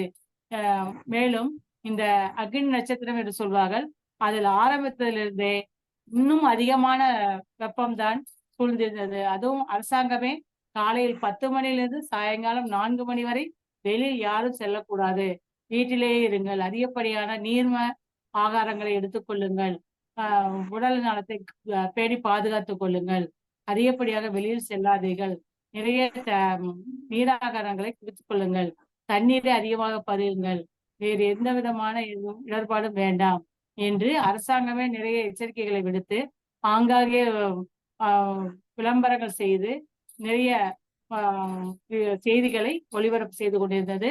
அது தொலைக்காட்சியிலும் வந்தது, மற்றும் வானொலி மற்றும் உள்ள தகவல் தொடர்பு சாதனங்கள் மூலமாக நிறைய செய்திகள் வெளிவந்தது. இதற்கெல்லாம் மிக முக்கியமான காரணம் பகலவனின் தகிப்பே என்று இந்த நேரத்தில் வெப்ப அலைக்கு மிக முக்கியமான காரணமாக திகழ்வது பகலவனின் தகிப்பே. பகலவன் இல்லை என்றால் உயிரினங்கள் வாழ முடியாது என்பது ஒன்று. ஆனால் எதுவும் அளவுக்கு மீறினால் அமிர்தம் நஞ்சு என்பதை இந்த நேரத்தில் கூறிக்கொண்டு எனது உரைக்கு வாய்ப்பளித்தமைக்கு அனைவருக்கும் நன்றி கூறி, எனது உறவுகளுக்கு நன்றி கூறி விடைபெறுகிறேன். நன்றி ஐயா, நன்றி, வணக்கம். தன் சார்பிலே பல்வேறு கருத்துக்களை எடுத்துக் கூறினார்கள் திருமதி மீனாட்சி அவர்கள். அவர் கூறுகிற பொழுது இந்த பகலவனுடைய தாக்கம் நம்மை அதிகமாக பாதிப்பதால் தான் இந்த வெப்ப அலை ஏற்படுகிறது என்பதாக தன்னுடைய வாதங்களை வைத்தார்கள். இன்னொரு கேள்வி கேட்டார்கள், இந்த பட்டிமன்ற தலைப்பு கொடுத்த பொழுது மிகுந்த வெப்பமாக இருந்தது, பட்டிமன்றம் நடக்கிற பொழுது குறைந்து விட்டது, அப்ப என்ன இந்த ஒரு 2-3 நாளுக்குள்ளரா பசுமை வளர்ந்துருச்சா அப்படின்னு ஒரு கேள்வி கேட்டாங்க. அவர் அந்த பொனியில அவங்க ஒரு கேள்வி வச்சாங்க, 2-3 நாளுக்குள்ள இப்படி பசுமை வளர்ந்து வெயில் குறைஞ்சிருச்சா அப்படின்னு ஒரு கேள்வி கேட்டாங்க. நியாயமான கேள்விதான்.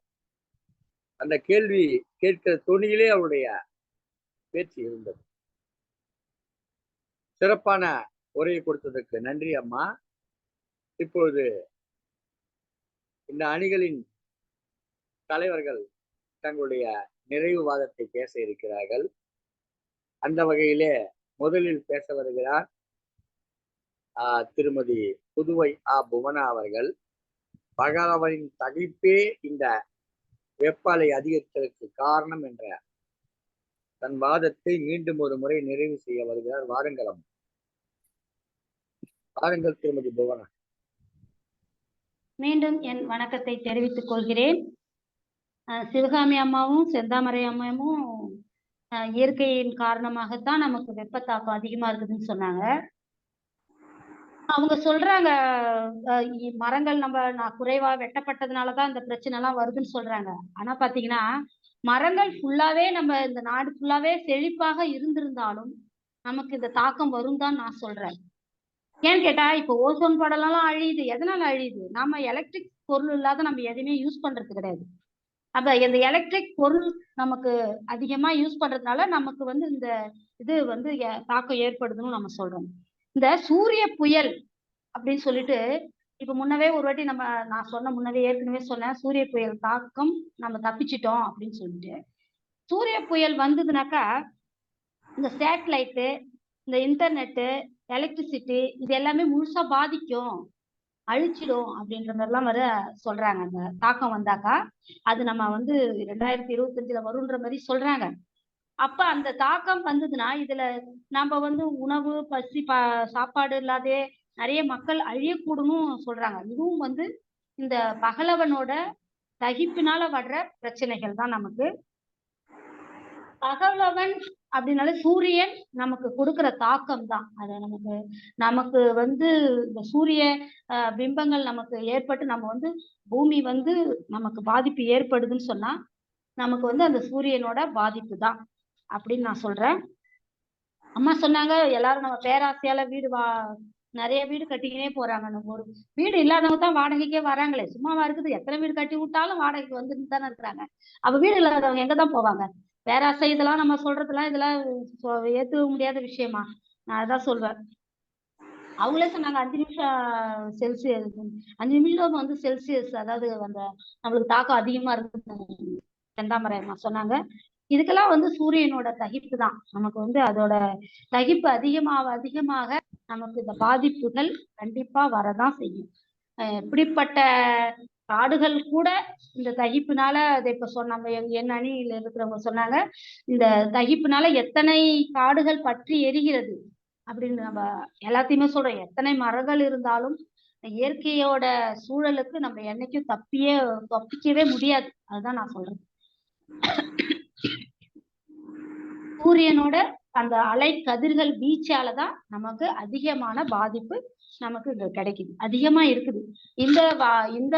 இந்த நிகழ்ச்சி அப்பா சொன்னாங்க, இந்த மாதிரி ஒரு தலைப்பு கொடுத்து மக்களுக்கு வந்து இது ஒரு முக்கியமான ஒரு விழிப்புணர்வான ஒரு செய்தியை கொடுக்கக்கூடிய இந்த பட்டிமன்ற தலைப்பு நமக்கு அருமையானது ஒரு தலைப்பு. நீங்க நல்லா புரிஞ்சுக்கிங்கம்மா. இந்த சூழ்நிலையில நமக்கு வந்து சூரியனுடைய தகிப்புனாலதான் நமக்கு அதிக பாதிப்பு வருதுன்றத நான் எல்லாருமே உணரணுன்றதையும் நான் சொல்லிக்கிறேன். என்னுடைய வாதத்தை இத்துடன் நான் முடித்துக் கொள்கிறேன். நன்றி. சிறப்பம்மா, சிறப்பு. நல்லா ஒரு எதிரணிக்கு ஒரு பதில் சொன்னாங்க. ஒரே ஒரு பதில் தான், மொத்தமா அவங்க பதில் இருக்கலாம், அவங்க பேசுறதுலாம் பதில். இந்த மனிதன் எல்லாம் அழிக்கிறான், மனிதன் எல்லாம் மாற்றுகிறான், மனிதன் எதையோ உருவாக்குகிறான் சொன்னால் அது தேவையை கருதுதானே. 10 வீடு கட்டினா 10 வீட்டுக்கு 10 பேர் குற்றம் வராங்கல்ல. அப்ப குற்றம் வந்தா அந்த வீடு தேவைதானே. இருக்கிறவன் கட்டுறான், இல்லாதவன் வாடகைக்கு வர்றான். ஆக மொத்தம் அது தேவைதானே. அப்ப இல்லாதவன் எங்க போவான்? அவனுக்கு ஒரு வீடு வேணும்னா இருக்கிறவன் கட்டி வைக்கிறான், வர்றான் இல்லாதவன். இப்படி தன்னுடைய வாதங்களை எல்லாம் முன்வைத்து பேசி வைக்கிறார் திருமதி புதுவை புவனா அவர்கள். இதற்கெல்லாம் பதில் சொல்வதற்கு தயாராக காத்துக் கொண்டிருக்கார் திருமதி சிவகாமி. பாருங்கள் அம்மா, உங்கள் பக்கம் வெற்றி என்பது உங்களுக்குத்தான் என்ற மமதையோடு வந்து பேசுங்கள். அனைவருக்கும் மீண்டும் என்னுடைய வணக்கங்களை தெரிவித்துக் கொள்கின்றேன். எதிரணியில் பேச வந்திருக்கும் அறிவியல் அறிஞர்களுக்கு என்னுடைய சிறப்பானதொரு வணக்கத்தையும் தெரிவித்துக் கொள்கிறேன். அதாவது எதிரணியில இருக்க நம்ம புதுவை புவனா அம்மா வந்து சொன்னாங்க, சூரியனுக்கு முன்னாடி எல்லாமே காணாம போயிருச்சு அப்படின்னு. அததான் நாங்களும் சொல்றோம், சூரியனுடைய தகிப்புன்றீங்க, ஆனா இங்க பாத்தீங்கன்னா பசுமை காணாம போயிருச்சு, இயற்கை வந்து அழிஞ்சுக்கிட்டு வருது அப்படின்னு தான் சொல்றோம். அது மாதிரி பாத்தீங்கன்னா கால நாளா சேர்ந்து அது ஒரு நாள் தான் வந்து நமக்கு வந்து வருஷத்துல கூட வருது அப்படின்னு. ஆனா வந்து நம்ம புதுவை புவனா அம்மாவுக்கு மட்டும் பாத்தீங்கன்னா மார்ச் மாசத்துல 2 நாள் குறைஞ்சு போச்சு. பிப்ரவரில 29 நாள்ன்றத மார்ச்ல 29 அப்படின்றாங்க. அவங்களுடைய பேச்சிலேயே வந்து தெளிவில்ல. அதே மாதிரி பாத்தீங்கன்னா, பூமி வந்து சாஞ்சிருச்சு அப்படின்றாங்க. அதான் நாங்களும் கேட்கிறோம். வண்டி ஏன்டா கொடை சாஞ்சுது இந்த மாரி. பூமி ஏன்டா சாஞ்சுது? இயற்கைக்கு எதிரா நீங்க என்னென்னமோ பண்றீங்க. அதுவும் எவ்வளோ நாள் தான் தாங்கிக்கிட்டு இருக்கோம். நம்ம வந்து இயற்கைக்கு எதிரா பண்ற ஒவ்வொரு விஷயமும் வந்து எவ்வளவுதான் பூமி வந்து பொறுத்துக்கிட்டு இருக்கும். அதே உண்மைன்னு சொன்னாலும் எவ்வளவுதான் பொறுத்திருக்கும். அதனால அதுவும் வந்து உங்களுடைய இது தாங்க முடியாம சாஞ்சிருச்சு. அதே மாரி பாத்தீங்கன்னா, பகலவன் தகிப்பு தகிப்புன்னு பேசுறீங்களே, பகலவன் அப்படின்றது சூரியன்றது வந்து பாத்தீங்கன்னா, குடும்பத்துல தந்தை மாதிரி. தந்தை வந்து கண்டிப்பானவர் அப்படின்னா, அவருடைய கண்டிப்பு சில சமயம் வந்து கூடுதலாக இருக்கலாம். ஆனா வந்து பிள்ளைங்களுக்கு அது வந்து கூடுதலா தெரியாம இருக்க காரணம் என்னன்னா, அன்னையினுடைய அரவணைப்பு. அது மாதிரி தான் பாத்தீங்கன்னா, பூமாதேவி வந்து பொறுமையின் சிகரமாக இருந்து, தன்னுடைய இயற்கை வளங்கள் எல்லாம் அள்ளி அள்ளி குடுத்து, மக்களை வந்து முடிந்த அளவு அவங்களுடைய தேவைகளை வந்து பூர்த்தி செய்றாங்க.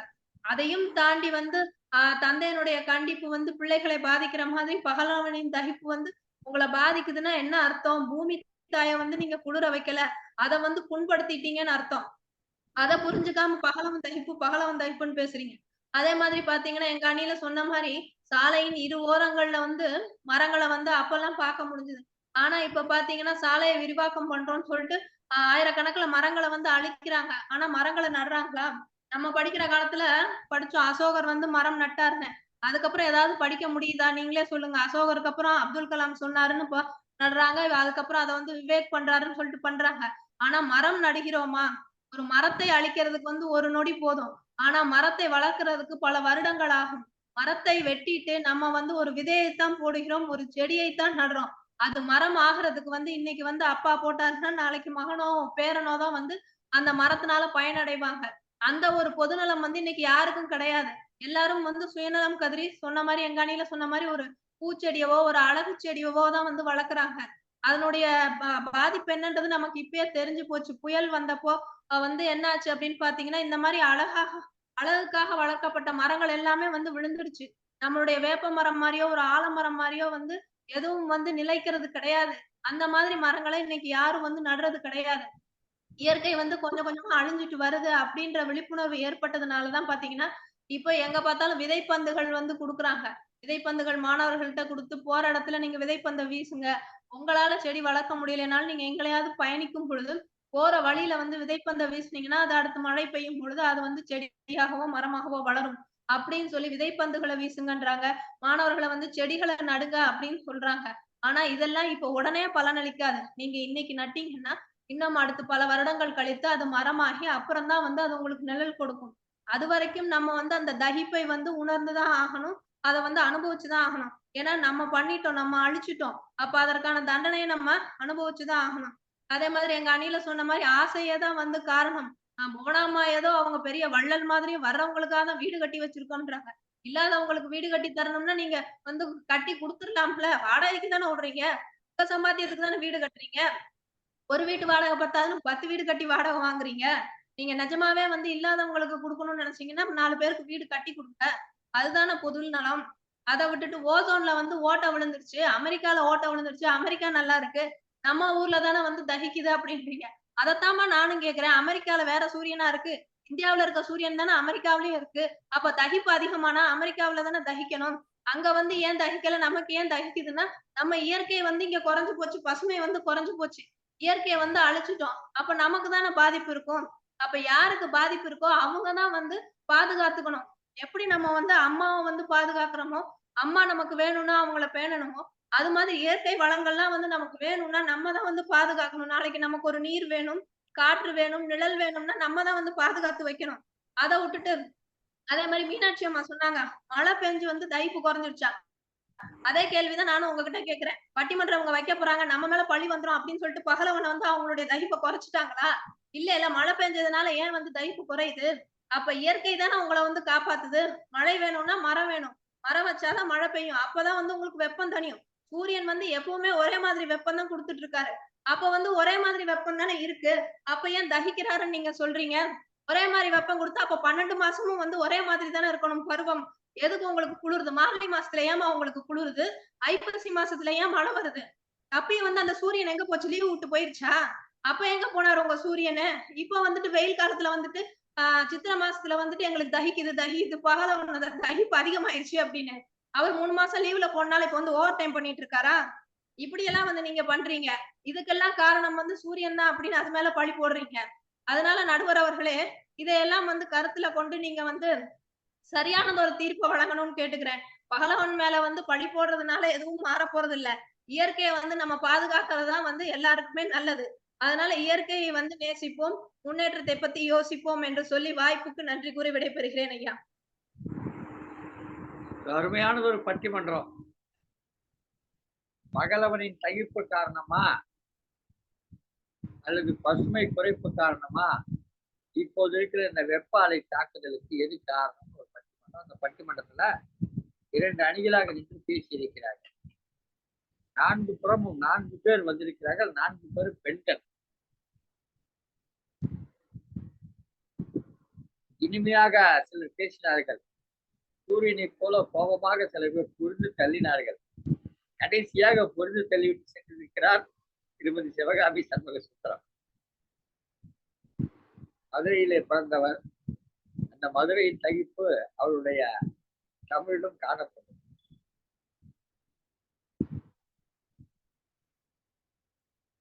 இந்த உலகம்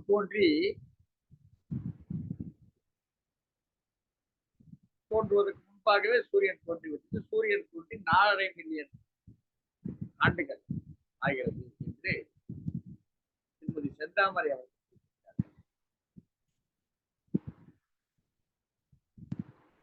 இந்த பக்கத்தை பாத்தீங்கன்னா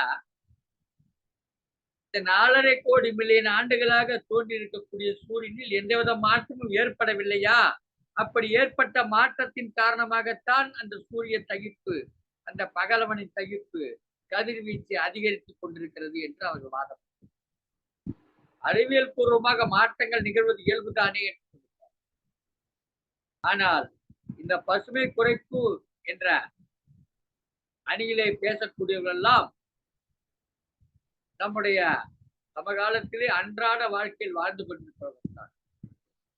எதையெல்லாம் செய்யக்கூடாது என்று சொல்லுகிறோமோ அதையெல்லாம் செய்கிறவர்கள் தான். ஏன் நாம் வீடு கட்டவில்லையா? நாம் ஒரு மரத்தை அழிக்கவில்லையா? ஒரு மரத்தை அழிக்காமல் ஒரு வீட்டை கட்டிவிட முடியுமா? அதற்கு வாசல் இருப்பதற்கு மரம் என்று தானே. அப்ப அந்த மரத்தை எங்கிருந்து எடுப்பது? அதற்காக நாம் வந்து ஒரு 4000, 5000, 10,000 ஆண்டுகளுக்கு முன்பு நாம் வாழ்ந்த அந்த முல்லை, குறிஞ்சி என்று சொல்வார்களே, அந்த நிலத்துக்கு போய் வாழ முடியுமா? நகர வாழ்க்கை நமக்கு தேவையில்லையா என்ற கேள்வி எல்லாம் அவர்கள் முன்னே வைக்கும். இது நாகரிக வளர்ச்சி, உலகத்துடைய வளர்ச்சி. இப்படித்தான் வாழ முடியும் என்ற சூழ்நிலைக்கு நாம் வந்திருக்கிறோம். எத்தனையோ பேர் தொலைபேசி அலை கதிர்களால், அதாவது அலைபேசி அலை கதிர்களால் சிட்டுக்குருவிகள் செத்து விடுகிறது என்று அதே அலைபேசி செய்து கொள்வார். இந்த கதிர்வீச்சின் காரணமாக சிட்டுக்குருவிகள் செத்து விடுகிறது என்று அதே அலைபேசியை பயன்படுத்தி செய்து.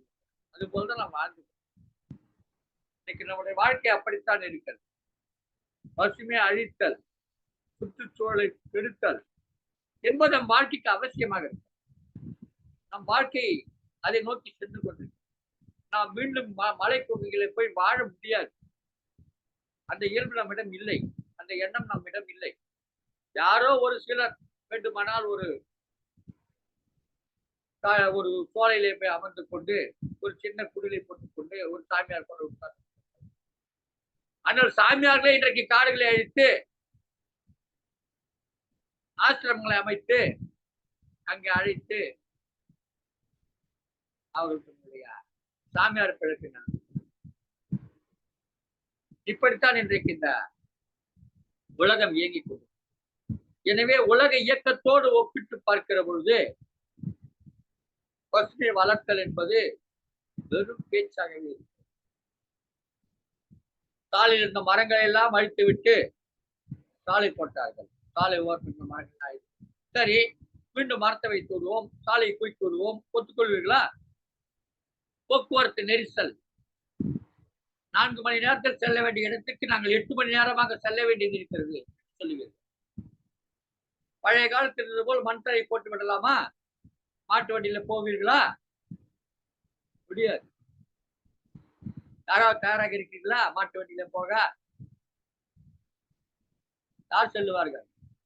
மதுரையிலிருந்து சென்னைக்கு மாட்டு வண்டியில் ஏறினால் எந்த காலத்துக்கு வந்து சேருவது? திருமணத்தை ஒரு மணப்பெண்ணையும் மணமகனையும் மாட்டு வண்டியிலே ஏற்றி மதுரையிலிருந்து சென்னைக்கு அழைத்து வந்தால் அவர் வருகிற பொழுது பேரன் பிள்ளை எடுத்திருப்பார். பேரப்பிள்ளை எடுத்திருப்பார். அவ்வளவு நாட்கள். எனவே இப்போது இருக்கக்கூடிய வாழ்க்கைக்கு இந்த பசுமையை அழித்து இந்த இயற்கை சூழலை கெடுத்துத்தான் நாம் வாழ்ந்து கொண்டிருக்கோம். அதுதான் நம்முடைய வாழ்க்கை. இதில் என்ன செய்வது என்பதுதான் நம்முடைய கேள்வி. சென்னை, பெங்களூர், ஹைதராபாத், புதுதில்லி, கல்கத்தா, மும்பை போன்ற நகரங்களை எடுத்துக்கொண்டால் அங்கிருந்த சோலைகள், காடுகள் எல்லாம் எங்கே போனது தெரியவில்லை. வெறும் காங்கிரீட் காடுகளாக இருக்கு. வாசல் வைத்தான், ஜன்னலும் வைத்தான், காற்றை கொடுத்தும் மரத்தை மறந்தான். இதுதான் நம்ம வாழ்க்கை முறை. வீசும் தென்றலை எடுத்து விட்டு ஏசி காற்று ஓடிவிட்டார். இதுதான் மனிதனுடைய. இன்றைக்கு நாம இந்தியாவில் இருக்கோம், ஒரு வெப்ப நாடு. இந்த பட்டிமன்றம் நடத்தி கொண்டிருக்கிறோம். இதே குளிர் பிரதேசத்தில் பட்டிமன்றம் நடத்துவார்களா? நடத்த மாட்டார்கள். வெப்ப அலை ஏன் குறைந்து விட்டது என்று பேர். வெப்ப அலை குறைந்ததற்கான காரணம் என்ன? அவ பசுமை வளர்த்தல் என்பது சரியாக பொருந்துமா? இயற்கையிலேயே இந்த நாடுகள் அப்படி அமைந்தது. அதற்காக பகலவன் தகிப்பு தான் என்று கூறிவிட முடியுமா? அதையும் பகலவன் 4.5 மில்லியன் ஆண்டுகளாக அந்த சூரியன் அப்படியே தகித்துக் கொண்டிருக்கிறான். அவன் அசைந்து கொண்டே இருக்கிறான். பூமி சுழன்று கொண்டே இருக்கிறது. கால மாறுபாடுகள் வருகிறது. அப்படி வருகிற பொழுது சூரிய தாக்கம் வெப்ப நாடுகளிலே அதிகமாக இருக்கிறது. இதற்கு காரணம் பசுமை குறைப்பா பகலவனின் தகிப்பா என்று சொன்னால் பகலவனின் தகிப்பு தான் என்று நாம் சொல்லலாம். ஏன்னா அதே பகலவன் வந்து வேற இடத்துல தகிக்கலையா? அந்த நாடுகள் அப்படித்தான் இருக்குது. ஏன்னா அவர்கள் வந்து இந்த சூரியனுடைய தாக்கத்திலிருந்து விலகி இருக்கிறார். நாம வந்து நம்ம நாடெல்லாம் வந்து பூமத்திரகையை ஒட்டி இருக்க ஆப்பிரிக்கா நம்ம நாடெல்லாம் இருக்கு. அது குறிப்பா அந்த ஆசிய நாடுகள், பெரும்பாலான நாடுகள் அப்படி அமைந்தது. எனவே நமக்கு அந்த தகிப்பு. எனவே இதற்கு சூரியன் தகிப்புத்தான் காரணம் என்று சொல்லுகிறோம். ஆனால் இதே வெப்பம், இதே சூழ்நிலைமை ஒரு 10,000 ஆண்டுகளுக்கு முன்பு இருந்திருக்குமா என்று சொன்னால் நிச்சயமாக அந்த மக்களுக்கு இருந்திருக்காது. காரணம், அவர்கள் பசு சோலையிலே வாழ்ந்து நேரத்தில் நாம் குறிப்பிட்டார்கள். இதை குறிப்பிட்டால் இந்த பட்டிமன்றத்துக்கான தீர்ப்பு கிடைத்தது. சமீபத்திலே தென்காசி மாவட்டத்தைச் சேர்ந்த சங்கரன் கோயிலுக்கு அருகில் இருக்கக்கூடிய புளியங்குடிக்கு சென்றேன். அங்கே அந்தோணி சாமி என்கிற ஒரு விவசாயியை பார்த்தேன். அவருக்கு ஒரு 82, 83 வயது இருக்கும். ஆனால் அவரை பார்த்தபோது ஒரு 55 வயதுக்காரரை போல் காணப்பட்டார். காரணம் என்று சொன்னால் ரசாயன உரம் போட்ட உணவு எதையும் அவர் சாப்பிடுவதில்லை. அவர் சாப்பிடுவார் இயற்கை வேளாண்மை மூலமாக கிடைத்த உணவை மட்டுமே சாப்பிடுவார். அவர் பல்வேறு கருத்துக்களை சொன்னார். எனக்கு பார்க்க பார்க்க பார்க்க அதிசயமாக இருந்தது. இப்படி ஒரு விஞ்ஞானி இருக்க முடியுமா? அவர் விவசாயி கிடையாது, விஞ்ஞானி. அவர் இந்த விவசாய விஞ்ஞானியாக காணப்பட்டார். இத்தகைய ஒரு மாமனிதர் இப்படி இந்த சின்ன கிராமத்தில் இருக்கிறாரே, இவரையெல்லாம் கூப்பிட்டு ஐநா சபை சிறப்பிக்க வேண்டாமா? இவரிடம் ஆலோசனைகளை கேட்டு விவசாயத்தை வளர்க்க வேண்டாமா என்று எண்ணம். அவர் சொன்னார், கரும்பிலே 5 ஓலைகள் என்று சொல்லுவார்கள். ஓலைகள் இருக்கு என்று சொன்னால் அதிலே 5வது அல்லது 6வது ஓலை மெல்ல பழுப்படைந்து உதிர்ந்துவிடும். ஏனென்று சொன்னால் அந்த ஓலையால் அந்த கரும்புக்கு பயனில்லை என்பதால் அதை கழித்து விடுகிறது. அந்த ஓலையை அப்படியே விடக்கூடாது, அதை பறித்து அதுக்கு எடுத்து அந்த வேரிலேயே போட்டு மண்ணை போட்டு மூடிவிட்டால் அதுவே அந்த கரும்புக்கு உரமாக இருக்கும். 5 ஓலைத்தான் ஸ்டார்ச் தயாரிக்க தன்னை உட்படுத்திக் கொள்கிறது. 6வது ஓலை ஸ்டார்ச் தயாரிக்கவில்லை, அதனால் தான் அந்த பழுத்து விடுகிறது. இது அவருடைய கருத்து. பார்த்தபோது எனக்கு அதிசயமாக இருந்தது. இவர் சாதாரண விவசாயியா? அவர் அழைத்து செல்லுகிற போது ஒரு கரும்பு சோலைக்குள் அழைத்து சென்றார். அழைத்து செல்லுகிற போது வெளியிலே வெப்பநிலை அதிகமாக இருக்கும். நீங்கள் வேணா இந்த தெர்மாமீட்டர் வச்சு இங்க எவ்வளவு வெப்பம் அளந்துக்குங்க, அப்புறம் உள்ள வந்து அளந்து அங்கு இருந்து விட்டு உள்ளே சென்றவுடன் ஒரு குளிர்சாதனம் பெட்டி அறைதான், குளிர்சாதன அறைக்குள், குளிரூட்டப்பட்ட அறைக்குள் சென்றது போல ஒரு உணவு எனக்கு. காரணம், அந்த மரங்கள்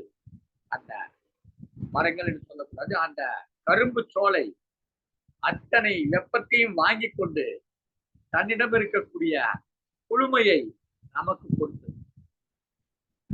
எனவே எத்தனை தகிப்பு வந்தாலும் சரி, ஒருவேளை பகலவனின் தகிப்பு தான் இதற்கு காரணம் என்று சொன்னாலும் கூட சரி, அதை முறியடிக்கக்கூடிய வல்லமை மனிதனுக்கு, மனித மானுடத்துக்கு. அதை கேட்கும்போது நாம் பசுமையை குறைத்து விட்டால் பகலவனின் தகிப்பு நமக்கு வந்து சேரத்தான். எனவே பகலவனின் தகிப்பு இந்த வெப்ப அலைக்கு காரணம் அல்ல. நாம் நம்முடைய ஆசையின் காரணமாக அல்லது நம்முடைய அலட்சியத்தின் காரணமாக இந்த பசுமையை மறந்து விட்டோம். நாமெல்லாம் இந்த பசுமையினால் தான் வளர்ந்தோம், இந்த இயற்கையால் தான் வளர்ந்தோம். இந்த மரம் செடி கொடிகள் தான் நமக்கு வீடாக இருந்தது, இந்த மரம் செடி கொடிகள் தான் நமக்கு உணவாக இருந்தது, இந்த மரம் செடி கொடிகளால் தான் நாம் வளர்ந்து வந்தோம். அதிகாலத்திலே மனிதன் மரத்தின் மீதுதான் தூங்கினான், மரத்தின் அடியில் தான் இருந்தான் இல்லையா? அந்த மரத்தில் தான் கனிகளை பறித்து சென்றார். இப்படித்தான் தன்னுடைய வாழ்க்கை அமைத்திருந்தார். அந்த மர பட்டைகளைத்தான் தான் உடையாக அணிந்து கொண்டான். அப்படி தன்னுடைய உணவாகவும் உடையாகவும் உறைகளாகவும், அதாவது ஒரு மனிதனுக்கு 3 முக்கியம் என்று சொல்வார்: உணவு, உடை, உறையில். இது 3 தான் முக்கியம். இந்த 3 முக்கிய தேவைகளையும் கொடுத்த மரங்களை நாம் மறந்து விட்டோம். எனவே இயற்கை நம்மை மறந்து விட்டது, சூரியன் நம்மை சுட்டரிக்கிறார். எனவே இந்த வெப்ப அலை தாக்கலிருந்து நம்மை நாம் விடுவித்துக் கொள்ள வேண்டும் என்றால் சூரியனை குறை கூறி பயனில்லை. நல்ல வெயில் நேரத்திலே குடை எடுத்துக் கொண்டு போகிறோம்.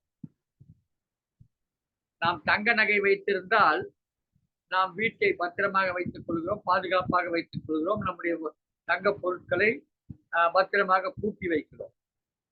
அதிகப்படியாக பணம் இருந்தால் யாரும் களவாடாமல் இருப்பதற்காக வங்கியிலே செலுத்தி பாதுகாக்கிறோம். எனவே இப்படி நம்முடைய உடைமைகளுக்கு பாதுகாப்பு செய்கிற நாம் வாழக்கூடிய இந்த சமூகத்தை பாதுகாக்கிறோமா என்றால் பாதுகாக்கிறோம். இந்த பசுமையை, இந்த இயற்கை வளங்களை நாம் அக்கறை செலுத்த, நம்முடைய சொந்த நலங்களில் செலுத்துகிற அக்கறையை இந்த இயற்கை வளங்களிலே செலுத்த, நம்முடைய சொந்த நலத்தின் ஒரு பகுதிதான் இயற்கை வளம் என்பதை நாம் உணர வேண்டும். இயற்கை வளம் இல்லாமல் நம்முடைய சொந்த நலம் இல்லை என்பதை உணர வேண்டும். உணர்ந்து அதற்கான வழிவகைகளை செய்யும். எனவே இந்த பட்டிமன்றத்தின் தீர்ப்பாக, இந்த உலகத்துக்கு ஏற்றதாக பட்டிமன்ற தீர்ப்பு என்று உலகத்துக்கு ஒவ்வாதில் சொல்லிவிட்டு உலகத்துக்கு பார்க்கிற பொழுது நிச்சயமாக நாம் இயற்கையின் மீது காட்டாத அக்கறை, நாம் இயற்கையை பலப்படுத்தாத காரணம், நாம் நம்முடைய சொந்த வசதிக்காக இயற்கையை அழிக்கின்ற சூழ்நிலை, இதுதான் காரணம். தெளிவாக அமெரிக்காவிலே ஓசோன் மண்டலத்திலே ஓட்டை விழுந்தது. அதற்கு காரணம் என்ன சொல்கிறார்கள்? வாகனங்களிலே பயன்படுத்தக்கூடிய ஏசியிலிருந்து வெளிப்படக்கூடிய காற்று, ஒரு வாயு. அந்த வாகனத்தினுடைய ஏசியிலே பயன்படுத்தக்கூடிய வாயு வேறு, நாம் வீட்டிலே பயன்படுத்தக்கூடிய ஏசியிலே பயன்படுத்தக்கூடிய வாயு வேறு. எனவே இந்த வாகனத்திலே இருக்கக்கூடிய குளிர்சாதன அந்த அமைப்புக்கு நாம் பயன்படுத்தக்கூடிய அந்த வாயு வெளியேறுகிற பொழுது அது நேராக மேலே சென்று ஓசோன் மண்டலத்தில் ஓட்டை விழுந்திருக்கு என்று கண்டறிகிறது. எனவே அமெரிக்காவில் அதிகமாக அந்த வாகனங்களை பயன்படுத்தினால் அந்த பாதிப்பு ஏற்படுகிறது. இப்போது அந்த வாகனங்களை குறைக்க ஏற்படுகிறது.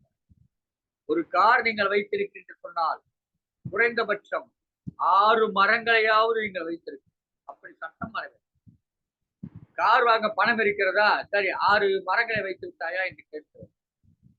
நீங்கள் கார் வாங்க பணத்தை எடுத்து செல்லுகிற பொழுது 6 மரங்களை வைத்திருப்பதற்கான சான்றிதழோடு செல்ல வேண்டும். அப்போதுதான் நீங்கள் ஒரு கார் வாங்க முடியும் என்கிற சட்டம் கொண்டு.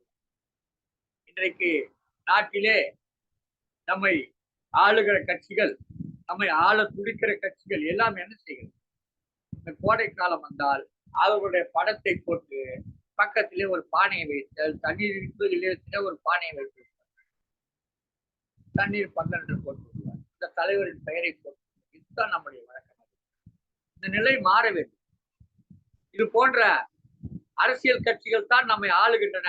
நம்மை ஆள நாம் தேர்ந்தெடுக்க நினைக்கிற போது வேதனையாக வேடிக்கையாக இருக்கு. கோடையை தணிப்பதற்கான பணி என்னவோ அதை செய்யாமல் அந்த பானைக்கான செலவு 100 ரூபாய்.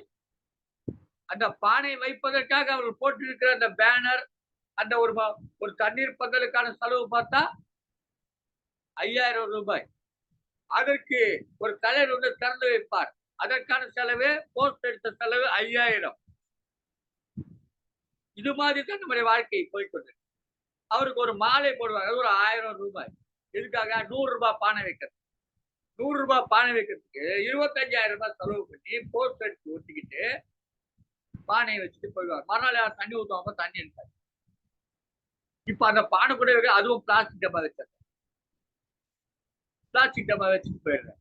அந்த அளவுக்கு மோசமாக இவர்களால் எல்லாம் நாம் இயற்கையும் நம் நாடும் பாதுகாக்கப்பட முடியுமா? முதலில் நாம் பொருளாதார நிலையை, அரசியல் நிலையை மாற்றி அமைக்க வேண்டும். அப்போது இந்த இயற்கை சூழல் பாதுகாக்கும். ஏனென்றால் இவர்கள் தான் இந்த இயற்கை சூழலை பாதுகாக்கிறார். எத்தனை மரங்களை அழித்தாலும் பரவாயில்லை, ஒரு சாலை வந்தால் அதிலே நமக்கு கமிஷன் வந்தால் போதும் என்று நினைக்கிறோம். ஆனால் அதே நேரத்திலே ஒரு தொடர் வண்டி இல்லாமல் போயிருந்தால் இத்தனை வளர்ச்சிகள் நமக்கு கிடைத்திருக்குமா என்று பார்க்கிறோம். ஒரு தண்டவாளம் போட்ட சில பேர் சொல்லுவார்கள், வெள்ளைகள் நம்மை ஆண்டதால் நாம் நிறைய பாதிப்புகளால் அடிமையாக. ஆனால் அதே நேரத்திலே அடிமையாக வைக்கிறாத பல பகுதிகள் இந்தியாவிலே இருக்கிறது. அந்த பகுதியில் எல்லாம் இந்த வளர்ச்சி அந்த பத்தால். எனவே வளர்ச்சிக்கு இந்த இயற்கை அழித்தல் என்பது செய்யப்படுகிறது. வளர்ச்சி இல்லாமல் இருக்க முடியாது. ஆனால் இயற்கையும் அழிக்கக்கூடாது என்று சொன்னால் அதற்கு நாம் காடுகளை உற்பத்தி செய்ய வேண்டும். காடுகளை எப்படிங்க உற்பத்தி பண்ண முடியும்? காடுகளோட இயற்கையா அமையாது, அதை எப்படிங்க நாம் உற்பத்தி செய்ய முடியும் அப்படிங்கிற கேள்வி நம்மில் பலருக்கு வரும். சொல்லுகிறேன், மீண்டும் சொல்லுகிறேன், அதே தென்காசி, அதே சங்கரன் கோயில், அதே புளியங்குடி, அதே அந்தோணி சாமி, இங்க போனா அவர் காடுகளை வளர்த்து வச்சிருக்காரு. மலைகள் ஓரத்தில் இருக்கக்கூடிய இடங்கள் எல்லாம் விதைகளை போட்டு மரங்களை நட்டு வளர்ந்த வரலாம் வளரட்டும் விட்டு வெறும் காடுகளை ஏக்கர் கணக்கிலே 100 ஏக்கர் 50 ஏக்கர் காடுகள் அந்த இடத்துல எந்த பயிரும் செய்ய முடியாது. பயிர் செய்தாலும் அதை பாதுகாக்க முடியாது. அது வன விலங்குகள் வந்து செல்லுகிற பகுதி. எனவே அந்த இடத்திலே இருப்பது என்பது சற்று சிரமம். நான் பார்த்த போதே அங்கே மயில்கள் எல்லாம் ஓடிக்கொண்டிருந்தன. இந்த பக்கத்திலே காட்டெருமை ஓடிக்கொண்டிருந்தன. நானே பார்த்தேன். அப்படியான ஒரு இடத்திலே என்ன செய்வது? இது மாதிரி காடுகளை வளர்த்து. ஆக சமூக சிந்தனையோடு தன்னுடைய தொழில், தன்னுடைய பணம் என்று மட்டும் பார்க்காமல் சமூக சிந்தனையோடு இருக்கக்கூடிய ஒரு விவசாயத்தை நாம் உருவாக்க வேண்டும். அதை நோக்கி நாம் பயணம் செய்ய வேண்டும். அப்படி பயணம் செய்ய வேண்டும் சொன்னால் அதற்கு சரியான அரசு அமைய வேண்டும். எனவே இந்த சிந்தனை உள்ளவர்கள் எல்லாம் இந்த அரசியலையும் ஏற்றுக்கொள்ளக்கூடியவர்கள், இந்த சமூகத்தை பாதுகாக்கிற, இயற்கை சூழலை பாதுகாக்கிற அரசியலை ஏற்றுக்கொள்ளக்கூடியவர்கள். அப்போதுதான் இந்த நிலைமைக்கு விடிவு காணும் என்று கூறி, இன்றைக்கு நமக்கு ஏற்பட்டிருக்கக்கூடிய வெப்ப அலைக்கு காரணம் பசுமை குறைப்பு தான். அந்த பசுமை குறைப்பு காரணம் இந்த நாட்டில் கூடிய அரசியல் சூழ்நிலைகள் தான் கூறி என்னுடைய பட்டிமன்ற இந்த அமர்விலே தீர்ப்பை கூறி நிறைவு